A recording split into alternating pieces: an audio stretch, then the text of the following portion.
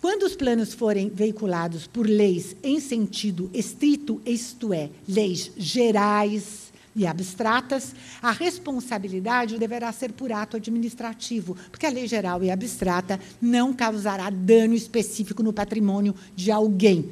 Ela, sim, só poderá ingressar no patrimônio jurídico de alguém causando um dano efetivo através de um ato administrativo, lato ou estrito sensu.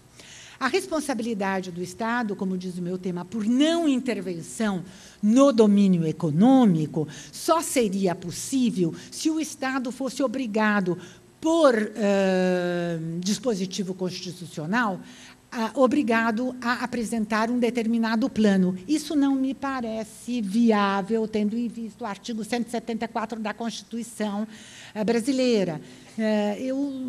Só se determinadas condições fáticas nos levassem à certeza absoluta da necessidade de um plano. Eu não consegui pensar numa hipótese dessa. Talvez alguém aqui pense numa hipótese da necessidade absoluta da edição de um plano econômico. Me parece que fica um pouco a cargo da discricionariedade do administrador público. Entretanto, eu estou levantando esta questão para que todos pensem.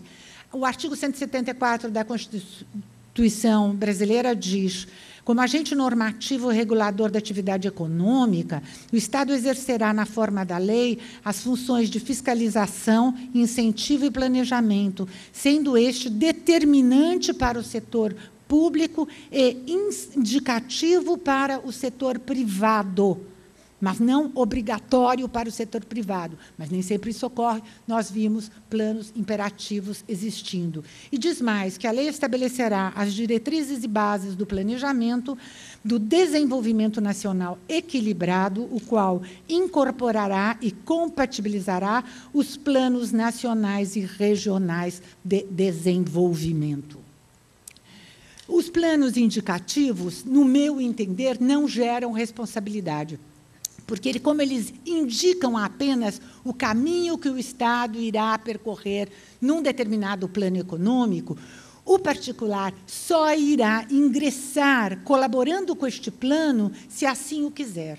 Nos planos incitativos ou imperativos, entretanto, a situação se modifica completamente.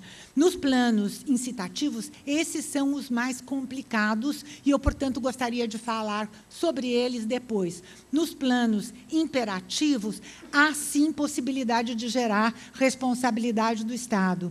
Essa responsabilidade existirá praticamente sempre quando o Estado agir num plano que seja inconstitucional ou afronte princípios constitucionais. Aí está o plano Collor, que possibilitou que todos nós entrássemos em juízo para retirar nossos dinheiros, que foram presos indevidamente.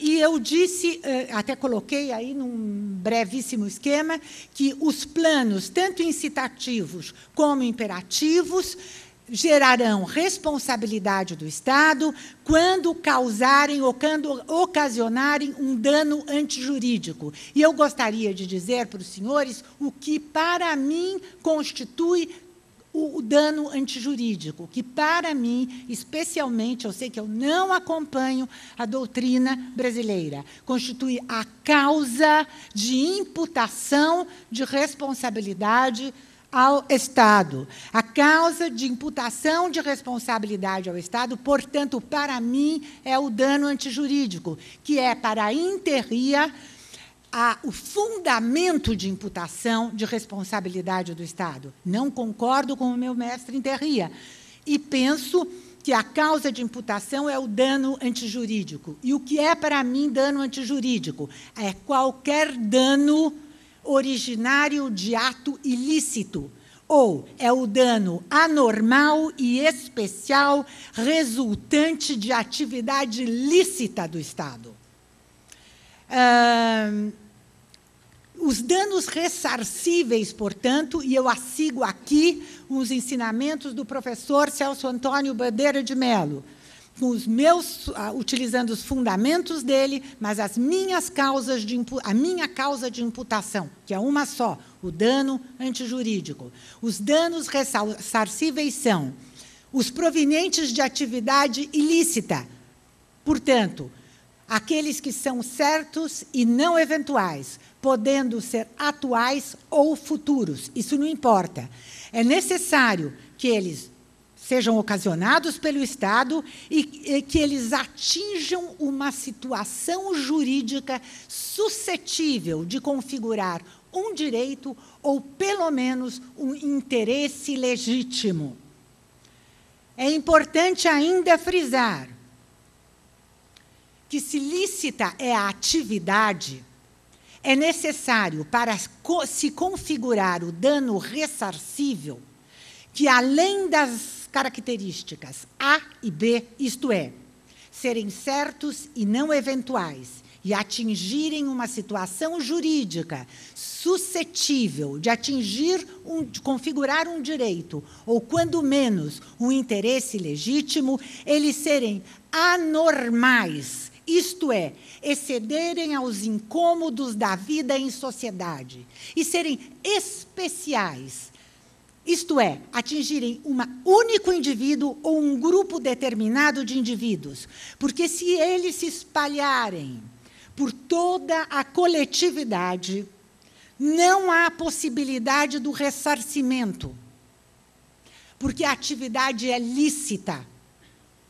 Então, alguém tem que sofrer um dano anormal, que exceda os incômodos da vida em sociedade, e especial, que colhe uma ou algumas pessoas. Interessante notar que, portanto, no plano Collor, nós tivemos a possibilidade de todos nós entrarmos em juízos para nos sentirmos indenizados, porque o plano não era lícito. Se o plano fosse lícito e todos nós tivéssemos tido um gravame, não seria possível entrar em juízo. Entretanto, outros planos nós tivemos a oportunidade de enfrentar no Brasil. O plano BFX, que era, se não me engano, a questão de uma empresa que ficou, de acordo com protocolos assinados junto ao governo, que ela iria produzir uma série de locomotivas e faria essas locomotivas em uma escala maior do que a possível, e era a única que tinha condições de produzir essas locomotivas, e o Estado, no final, não quis cumprir a sua parte no acordo e mudou o plano. Não se vinculando o Estado ao plano, porque ele não precisa se vincular, porque um interesse público superveniente pode vir e fazer com que o Estado altere o plano. Ele não é obrigatório. Ele pode ser obrigatório no sentido colocado, o Estado tem que seguir. Todos os entes públicos dão seguimento, mas ele pode ser alterado. Porque o plano deve ser alterado se ele começar a não dar certo. Nós não é por uma ideia, nós não vamos matar o paciente, nós não vamos matar o povo brasileiro, nós não vamos matar a economia brasileira. Então, altera-se o plano. Mas e o particular que confiou na boa-fé do Estado nos planos incitativos? Como ficaria ele? Como no caso do plano BFX. Simplesmente o Estado não irá cumprir com a sua palavra?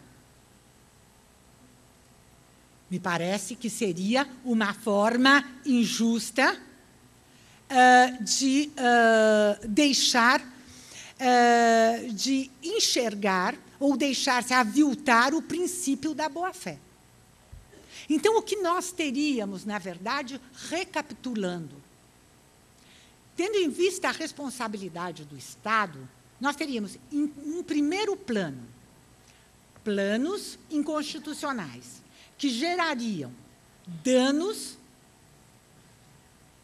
antijurídicos, porque a atividade do Estado, ou o ato praticado pelo Estado, era ilícito, e causou um dano antijurídico, e esse dano, por ser proveniente de uma atividade ilícita necessitaria apenas de 2 condições para se efetivar o ressarcimento: serem certos e não eventuais, podendo ser atuais ou futuros, não importa, atingirem uma situação jurídica consistente em um direito ou, quando menos, no interesse legítimo. É importante verificar que o que vai fundamentar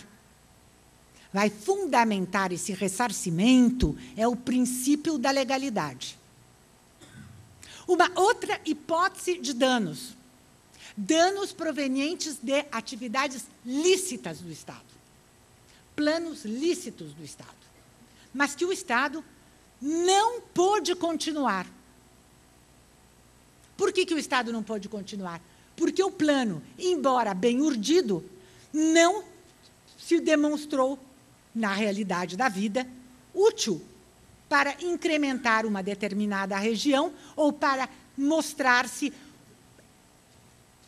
efetivo para o desenvolvimento do país. Então, vamos mudar o plano. O que eu preciso para considerar que eu tenho um dano passível de ressarcimento junto ao Poder Judiciário? Que este dano seja certo e não eventual, podendo ser atual ou futuro.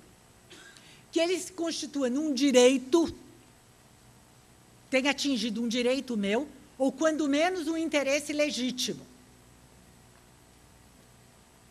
Depois, que ele seja anormal, excedeu os incômodos da vida em sociedade, e, em especial, atingiu a mim e a um grupo de pessoas, mas não se distribuiu de maneira uniforme por toda a sociedade. Então, é isto que eu tenho. Qual é o fundamento desta reparação? É o princípio da igualdade de todos os cidadãos perante os encargos públicos. Mas há algo que nós deveremos verificar no que tange à responsabilidade dos planos incitativos. Porque, além do princípio da igualdade de todos frente aos encargos públicos, há aí um agravante, que é o princípio da boa-fé ou da confiança.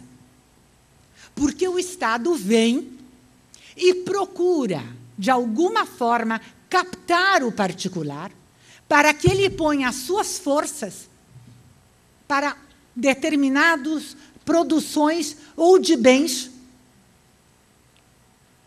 ou de desenvolvimento numa determinada região do país, fazendo com que ele, o particular, ou alguns particulares, se tornem verdadeiros parceiros do plano econômico e ajudem o Estado a incrementar, desenvolver o determinado plano econômico para o bem de toda a sociedade. Claro que para o bem daqueles empresários também, porque eles não são, de forma alguma, pessoas que visam apenas o bem do povo em geral.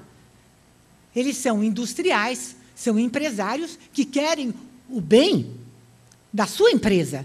Isso é mais do que justo. Mas eles se incorporam ao plano econômico, colocam a sua força produtiva, o seu capital, para ajudar o governo a levar avante um plano econômico que acreditam que dará certo, que será propício para o Estado, para ele, empresa, para ele, empresário, e para o país. Então, no momento em que ele se engaja neste plano, ele tem o quê? Boa fé. Ele entra neste plano com características únicas. Ele acredita, ele tem confiança de que este plano vá avante. O interesse público superveniente, porque ninguém pode imaginar, porque aí seria um plano de má-fé, este plano não deu certo.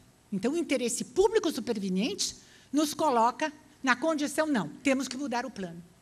E o plano poderá e deverá ser alterado. Sendo alterado o plano, pelo menos eu penso, e não sou só eu, os tribunais têm dado ganho de causa a esse tipo de sociedades ou de empresários que buscam, junto aos tribunais, uma recomposição dos seus prejuízos. Eles, sim, podem solicitar responsabilidade do Estado por ruptura do plano econômico e por estarem, portanto, sem condições de continuar, embora tenham investido naquele tipo de planejamento. Eu agradeço, era só o que eu tinha que falar. Muito obrigada.